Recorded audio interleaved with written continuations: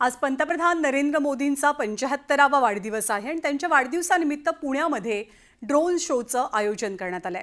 केंद्रीय मंत्री मुरलीधर मोहोळ यांनी या खास ड्रोन शोचं आयोजन केलंय। तब्बल 1000 ड्रोन्सचा वापर या ड्रोन शोसाठी करण्यात आलाय। हा ड्रोन शो पाहण्यासाठी पुणेकरांनी मोठी गर्दी केली आहे। तर मुंबईतही ड्रोन शोच्या माध्यमातून पंतप्रधान नरेंद्र मोदींना वाढदिवसाच्या शुभेच्छा दिल्या गेल्या। मुंबईच्या मरीन ड्राईव्ह परिसरात या ड्रोन शोचं आयोजन केलं गेलेलं।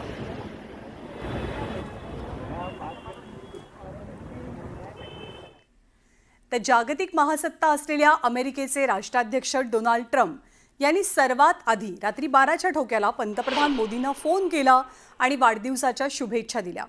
यातून आंतरराष्ट्रीय पातळीवरती भारताचं महत्त्व आणि मोदींच्या नेतृत्वाची ताकद अधोरेखित होतीये। मधल्या काळात टॅरिफच्या मुद्द्यावरून भारत आणि अमेरिकेत ताणल्या गेलेल्या संबंधांच्या पार्श्वभूमीवर या दोन नेत्यांमधला संवाद किंवा या शुभेच्छा महत्त्वाच्या मानल्या जातात। ट्रम्प यांनी भविष्यातील भारत-अमेरिका संबंधांवरती सुद्धा आपल्या शुभेच्छांमधनं ट्विटमधनं सूचक संदेश दिल्याचं मानलं जातंय। तर डोनाल्ड ट्रम्प यांनी पंतप्रधान मोदींना कशा शुभेच्छा दिल्यात त्या आपण पाहूया। डोनाल्ड ट्रम्प आपल्या शुभेच्छांमध्ये काय म्हणतात हे आपण बघणारच आहोत। मोदींसोबत त्यांचं फोनवरती संभाषण झालं आणि फोनवरच्या संभाषणानंतर त्यांनी सोशल मीडिया थ्रेडवरती एक पोस्ट केली आणि या संभाषणाबद्दलची माहिती दिली। My dear friend Narendra Modi या वाक्यानं त्यांनी आपल्या शुभेच्छांची सुरुवात केली।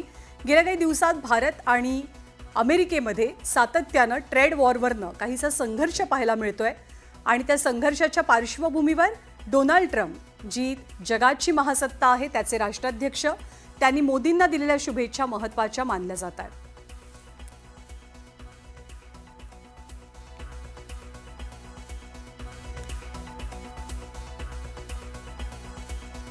दरम्यान नरेंद्र मोदींनी शुभेच्छांचा स्वीकार करत असं म्हटलं की तुम्ही केलेल्या फोन कॉलबद्दल आणि मनापासून शुभेच्छा दिल्याबद्दल धन्यवाद।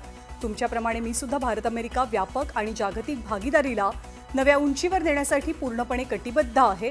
युक्रेन संघर्षाच्या शांततापूर्ण तोडग्यासाठी तुमच्या पुढाकाराचं आम्ही समर्थन करतो असं पंतप्रधान मोदींनी धन्यवाद म्हणताना म्हटलं डोनाल्ड ट्रम्प यांना।